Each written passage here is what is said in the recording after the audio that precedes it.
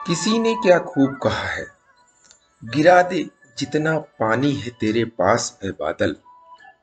ये प्यास किसी की लेने से बुझेगी तो बरसने से नहीं। नमस्कार दोस्तों, मेरा नाम प्रेम प्रकाश पांडे है। आज अपने चैनल पर एक नई बेहतरीन प्रेरणादायक कहानी लेकर के आया हूँ।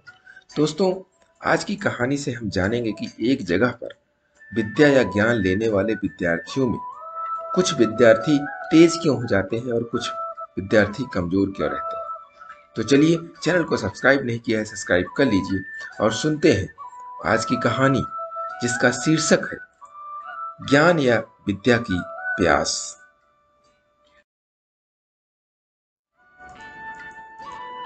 एक गुरु के दो शिष्य थे। एक पढ़ाई में बहुत तेज और विद्वान था और दूसरा फिसड्डी।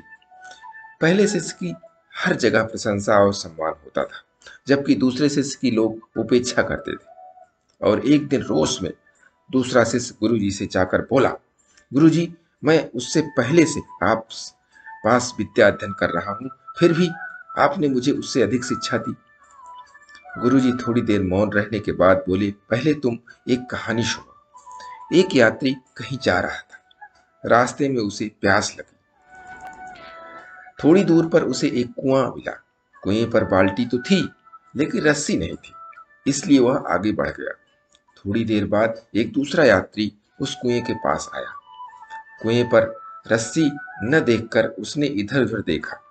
पास में ही बड़ी बड़ी घास उग रही थी। उसने घास उखाड़कर रस्सी बांटना प्रारंभ कर दिया। थोड़ी देर में एक लंबी रस्सी तैयार हो गई, जिसकी सहायता से उसने कुएं से पानी निकाला और अपनी प्यास बुझा ली। गुरुजी ने उस शिष्य से पूछा, अब तुम मुझे यह बताओ कि प्यास किस यात्री को ज्यादा लगी थी। शिष्य ने तुरंत उत्तर दिया कि दूसरे यात्री को। गुरुजी फिर बोले, प्यास दूसरे यात्री को ज्यादा लगी थी। यह हम इसलिए कह सकते हैं क्योंकि उसने प्यास बुझाने के लिए परिश्रम किया। उसी प्रकार तुम्हारे सहपाठी में ज्ञान की प्यास है, जिसे बुझाने के लिए वह कठिन परिश्रम करता है, जबकि तुम ऐसा नहीं करते हो। इस प्रकार शिष्य को अपने प्रश्न का उत्तर मिल गया था। अब से वह भी कठिन परिश्रम में जुट गया। दोस्तों, यह छोटी सी कहानी हमें सिखाती है कि अगर जिस चीज की चाहत आपको ज्यादा होगी तो आप ज्यादा परिश्रम करेंगे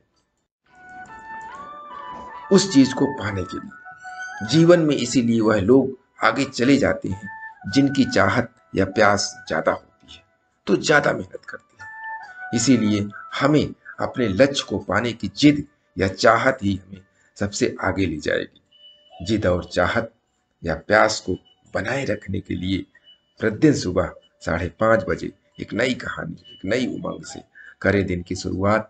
तब तक के लिए छोटों से मिले प्यार और बड़ों से मिले आशीर्वाद और भगवान के सहारे के साथ यही कहूँगा, काम तो सभी करते हैं, पर काम करो कुछ ऐसा कि उदाहरण बन जाए।